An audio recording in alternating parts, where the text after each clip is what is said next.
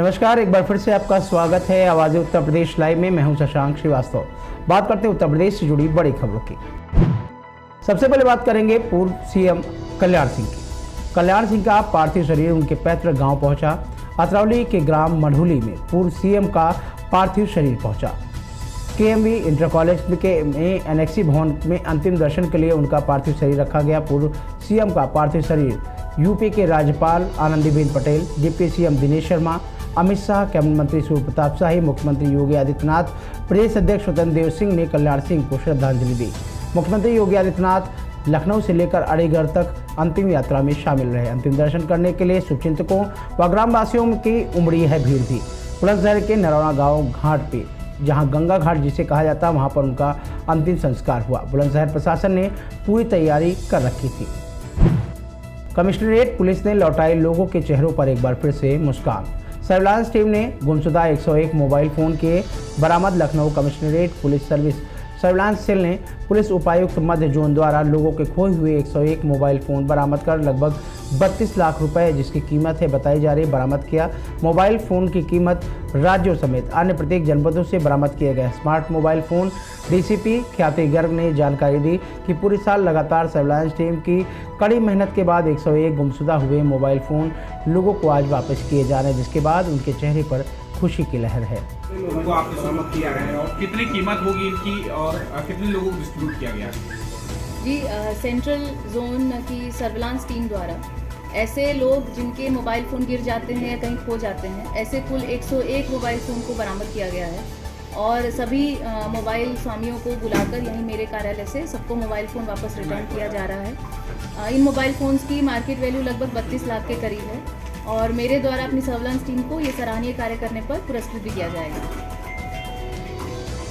ये सभी फोन बरामद किए गए हैं, कब के किसी तरीके की कंप्लेंट? पिछले लगभग 1 साल से जो पुलिस आयुक्त महोदय या वरिष्ठ अधिकारियों और मेरे कार्यालय में जो भी मोबाइल की गुमशुदगी की प्रार्थना पत्र आती हैं, जिसमें कि किसी का मोबाइल गिर गया है या कहीं खो गया है या कहीं पर किसी चलते वाहन में छूट गया है, तो ऐसे सभी मोबाइल फ़ोन के जो हमारे पास आवेदन आते हैं उन्हीं पर होमवर्क किया जाता है और लगभग 101 मोबाइल फ़ोन हम लोगों ने आज रिकवर किए हैं। मैम, जो भी मोबाइल मिला क्या किसी ऐसे मोबाइल से कोई क्राइम की कोई नहीं, ऐसा कुछ नहीं है, लेकिन हमारी सर्विलांस में इन सबका रिकॉर्ड रहता है और ये डेटाबेस में भी हम फीड करते हैं और बाद में अगर कुछ इस तरह की घटनाएं सामने आती हैं तो उनका हम लोग रन करा लेते हैं। पता चल जाता है कि ऐसा मोबाइल कहीं बीच में किसी क्रिमिनल घटना में यूज़ हुआ होगा नहीं। फिलहाल इन मोबाइल्स में से कोई भी किसी आपराधिक घटना में इस्तेमाल होना नहीं पाया गया।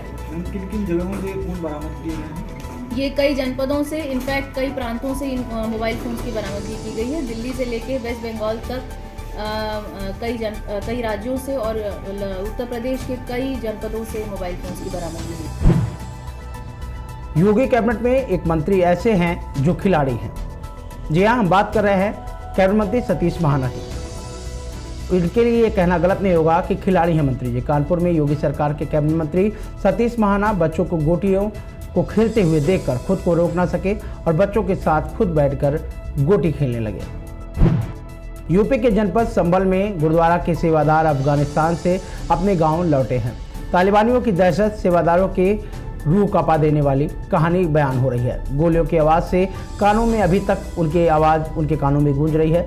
सकुशल घर लौटने पर परिजनों में खुशी का माहौल है। अभी गुरुद्वारा के ज्ञानी के लौटने के बाद परिजन प्रार्थना कर रहे हैं कि ज्ञानी एयरपोर्ट पे हैं, फ्लाइट के आने का इंतजार कर रहे हैं। वही अपने वतन लौटे शुभम सिंह ने देश के प्रधानमंत्री नरेंद्र मोदी को धन्यवाद दिया और कहा कि उनकी वजह से आज हम लोग पूरे देश सकुशल लौटे हैं। दरअसल संभल जिले के गांव भतावली निवासी संतरी सिंह अफगानिस्तान के काबुल में लगे हुए शहर गोटा सांकी में बने हुए गुरुद्वारा में रहते थे। वहां 20 वर्षों से गुरुद्वारा में अपनी जिम्मेदारी निभा रहे थे। 3 वर्ष पहले गांव भतावली भी आए थे। उन्होंने गांव निवासी अपने भतीजे शुभम सिंह और भाई सतवीर सिंह को बीते 9 अगस्त को गुरुद्वारे में सेवादार के रूप में काम करने के लिए भी बुलाया गया था। जब शुभम सिंह और सतवीर सिंह पहुंचे तो तालिबानियों का कब्जा अफगानिस्तान में होना शुरू हो गया था और अब पूरी तरह का कब्जा होने के बाद हालात और बद से बदतर हो गए हैं। हमें सपोर्ट कर रही है वो हमारे प्राइम मिनिस्टर जो हैं मोदी जी, वो हमारी भी सपोर्ट कर रहे हैं। यूएसए से बात कर रहे हैं, सब कुछ कर रहे हैं हमारे लिए निकालने के लिए, हमारे लिए बहुत काम कर रहे हैं। वायुसेना का विमान भेजना, सब काम कर रहे हैं। जब वहाँ तालिबान आए थे तो क्या हालात थे और उससे पहले क्या थे? सर वो तालिबान जो भी कर रहे हैं वो अपनी आवाम के लिए जो भी करना है वो कर रहे हैं। इस्लामी काम करना चाह रहे हैं, इस्लाम में जो लिखा हुआ है वो अपने वो करना चाह रहे हैं, लेकिन वो किसी देश के लिए कोई नुकसान नहीं पहुंचाना चाह रहे, न इंडिया के लिए न कोई से देश के लिए। सदर थाना क्षेत्र के देवकली रोड के मथना चौराहे पर स्कूटी सवार 2 लोगों ने ट्रक ने मारी है टक्कर, जो कि मौके पर मौत हो गई। आपको बता दें, लखीमपुर खीरी में तेज रफ्तार का कहर थमने का नाम नहीं ले रहा, जिसको लेकर सदर थाना क्षेत्र के देवकली रोड स्थित मथना चौराहे के पास स्कूटी सवार 3 लोगों को ट्रक ने जोरदार टक्कर मार दी, जिसमें मौके पर दोनों की मौत हो गई, गंभीर रूप से घायल भी है। लखीमपुर खीरी में उस समय जिले में सनसनी फैल गई जब एक युवक की सर कटी हुई लाश खेत में बरामद हुई, जिसकी जानकारी मिलते ही परिजनों में जहां कोहराम मच गया, तो वहीं दूसरी तरफ सूचना मिलते ही मौके पर पुलिस ने पहुंचकर शव को कब्जे में लेकर जांच पड़ताल शुरू कर दी है। दरअसल ताजा मामला जिले के फरदान थाना क्षेत्र का बताया जा रहा है, जहाँ पर बीते दिनों गाँव निवासी युवक अरमान संदिग्ध अवस्था में लापता हो गया था, जिसकी गुमशुदा की रिपोर्ट भी संबंधित थाने में परिजनों द्वारा दर्ज कराई गई थी। क्षेत्र अंतर्गत एक युवक का शव गन्ने के खेत में मिला है। इनके पिता के द्वारा दिनांक 20 तारीख को एक गुमशुदगी थाने में दर्ज कराई गई थी, जिसमें 363 IPC का अभियोग पंजीकृत किया गया था। आज उस युवक का शव प्राप्त हुआ है। नियमानुसार पोस्टमार्टम की कार्रवाई के लिए शव को भेज दिया गया है। आगे की विधिक कार्रवाई की जा रही है। बुलंदशहर के नरौरा बसी घाट में पंचतत्व में विलीन हुए पूर्व मुख्यमंत्री स्वर्गीय कल्याण सिंह जी एटा से सांसद थे बेटे राजवीर राजू भैया ने भी पिता को अंतिम श्रद्धांजलि दी और मुखाग्नि दी। सीएम योगी आदित्यनाथ समेत भाजपा के बड़े दिग्गज नेता मौजूद रहे। ऐसे निघासन का एक और अमानवीय चेहरा सामने आया है। तमाम प्रयासों के बावजूद नहीं पहुंची पीड़िता के घर एम्बुलेंस। गर्भवती पत्नी को ठेलिया पर लाद कर ले गया पति। ठेलिया से अस्पताल ले जाते हुए पति का वीडियो हुआ वायरल। CSC की स्वास्थ्य व्यवस्था का बदहाल नज़ारा, इससे बड़ा और क्या होगा।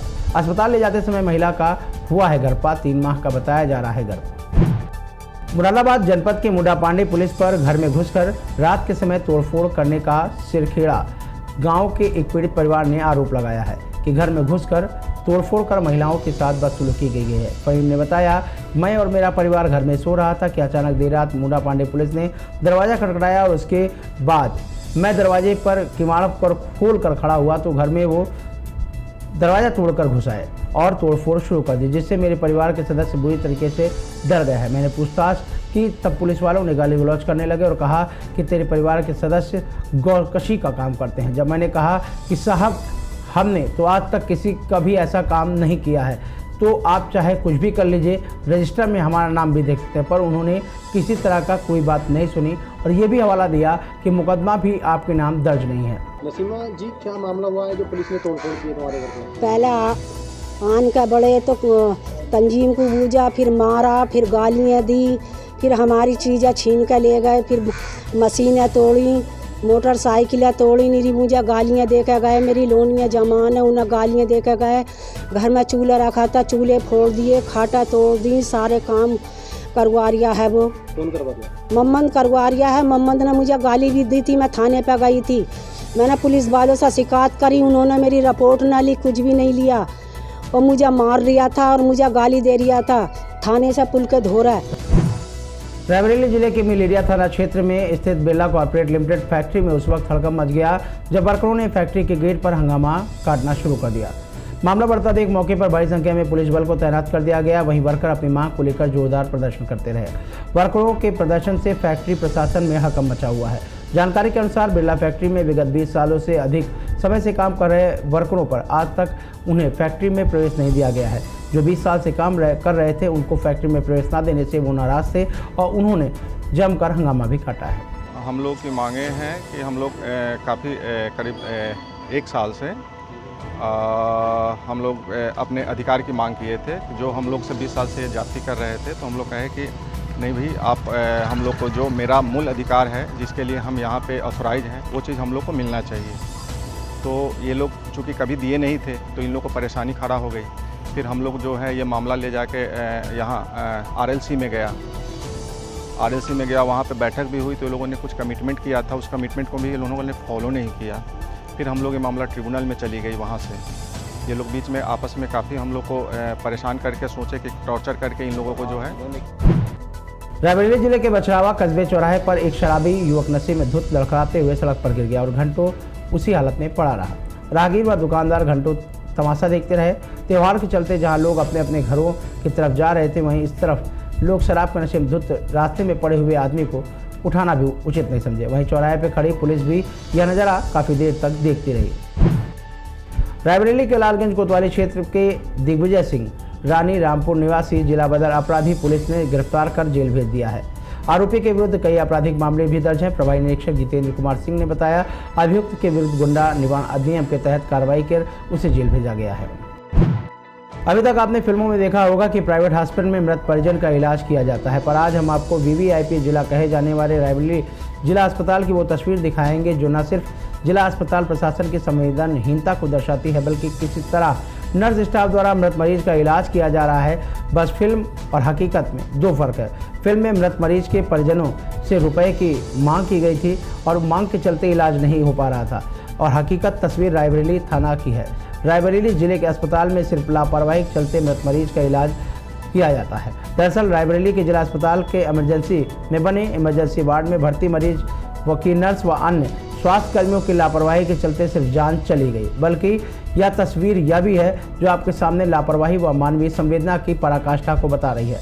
पहली तस्वीर में सफाई कर्मी महिला द्वारा मृत हो गए युवक के शरीर को जांच के लिए ब्लड निकालने के दौरान बार बार सफाई कर्मी द्वारा ब्लड निकालने की कोशिश की गई, लेकिन नाकाम रही। परिजनों से नाराजगी जताते हुए ब्लड निकालने से मना कर दिया, जिसके कुछ देर बाद डॉक्टर अभिजीत सैनी भारतीय जनता पार्टी के झंडा फॉर्च्यूनर पर सवार होकर आए और दूर से ही देखकर चले गए। तब भर्ती मरीज की मौत हो चुकी थी। जब मीडिया ने मृतक की तरफ कैमरा घुमाया तो जिला अस्पताल में तैनात स्वास्थ्यकर्मी प्राइवेट जिला अस्पताल की तरफ 20 मिनट पहले मर चुके युवक को ऑक्सीजन लगाया जा रहा था। क्या है ये मामला? मामला ये कि मरीज जो है इनको ब्लड कैंसर था, इनको खून की कमी थी, तो ब्लड चढ़वाने के लिए यहाँ लाया गया था। तो करीबन 2 घंटे पहले इनको लाते ही पहले एडमिट ही नहीं कर रहे थे, फिर किया गया। उसके बाद इंजेक्शन लिखे, 2 इंजेक्शन 800 रुपये का, हम बाहर से लाए, इंजेक्शन लगा इनको। तब मरीज बोल रहा था बकायदे, कोई दिक्कत नहीं थी। 2 बार मैंने कहा कि ब्लड चढ़वाना है, बोली अभी कोरोना जांच होगी तो क्या होगी। उसके बाद मरीज लेटा था और अब देख रहे हैं आप खुद ही कुछ हो गया, कोई अब ऑक्सीजन लगाया गया उसको।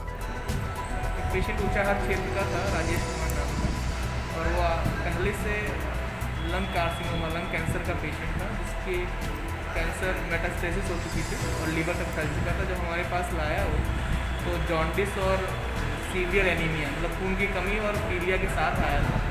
ऑलरेडी उसका इलाज की कोई कागज़ नहीं थे, वो कहीं आयुर्वेदिक ट्रीटमेंट ले रहे थे, जिसके कोई कागज़ भी उनके पास उपलब्ध नहीं थे। जब हमारे पास लाया तो काफ़ी गंभीर अवस्था में था और उसको हमने तुरंत प्राइमरी ट्रीटमेंट देकर एडमिट कर दिया था वार्ड में। सामने वार्ड में ही वो एडमिट था और मैंने अर्जेंट कॉल भी लिखी। इसके दौरान ही, इलाज के दौरान फिर वार्ड में ही मेरे पास 6 बजे के आसपास सूचना आई कि इसको डिक्लेयर करना है, तो जब जाके देखा तो खत्म हो गया। इन दिनों लखीमपुर खीरी में सड़क हादसे रुकने का नाम नहीं ले रहे हैं। कहीं ट्रक साइकिल सवार वृद्ध को कुचल देता है तो कहीं ट्रक खाई में पलट जाता है। ताज़ा मामला लखीमपुर खीरी में सामने आया, जहां पर पेपर देने जा रहे छात्र को लखीमपुर मैगलगंज मार्ग पर कस्ता तिराहा पुलिस पिकेट के पास तेज रफ्तार ट्रक ने छात्र को कुचल दिया। वह गंभीर रूप से घायल हो गया, जबकि मोटरसाइकिल के पंक्चर भी उखड़ गए। परखच्चे उड़ने के बाद में घटना के काफ़ी देर बाद भी पुलिस नहीं पहुंची और एम्बुलेंस छात्र न पहुंचने पर छात्र वहां पर वो तड़पता रहा। मितौली पुलिस मौके पर पहुंची और ट्रक चालक को गिरफ्तार कर लिया है। आज के समाचारों में बस इतना ही। मिलते हैं अगले वीडियो में। फिलहाल हमें और हमारी टीम को दीजिए इजाजत। नमस्कार।